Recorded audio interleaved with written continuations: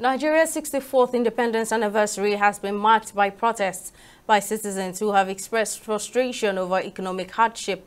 On Tuesday, October 1, protesters, particularly youths, trooped out in their numbers to voice their discontent over what they describe as anti-people policies implemented by the Tinubu administration.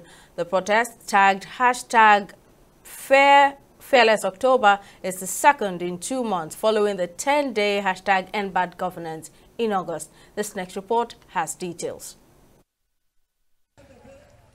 Hundreds of youths converge at Ikeja at precisely 8 a.m. to kick off the October 1 protest, also called the National Day of Survivor, to demand better governance despite calls from the Nigerian government against the action.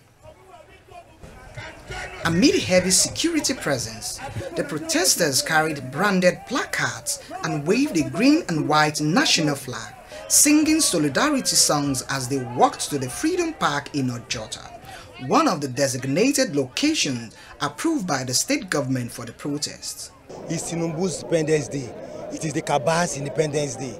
It is not my own Independence Day.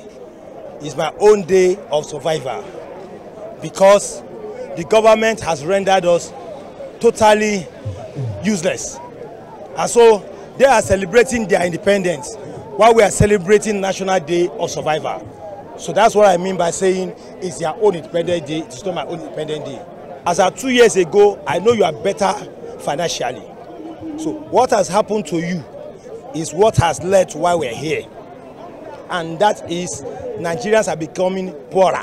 We have no time left. We can't wait. We can't wait.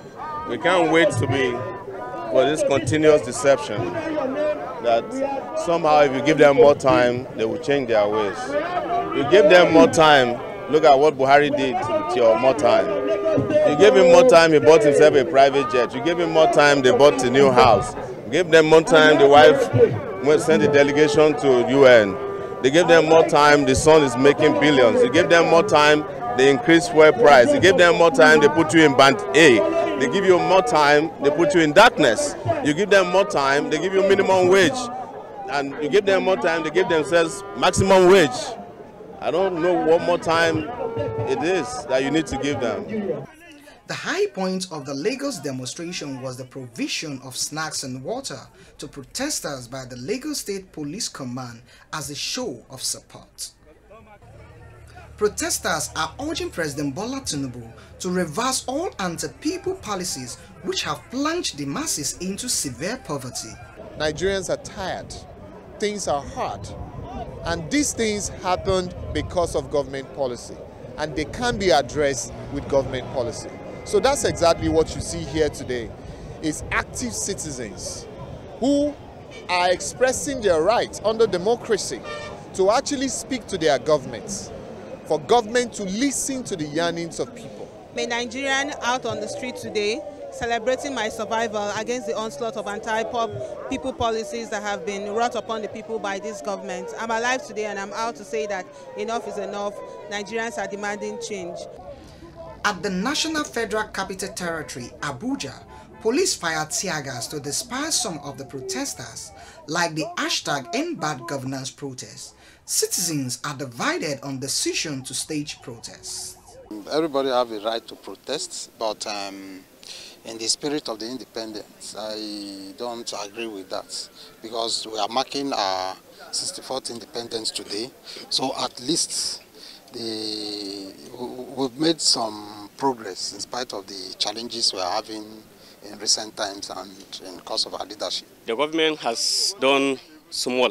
They have not done a lot of things that can favor the citizens of the nations. But during the protest, we are not fighting for people to mobilize the protest, but we are calling for the government to do something that will encourage the people to avoid the protest.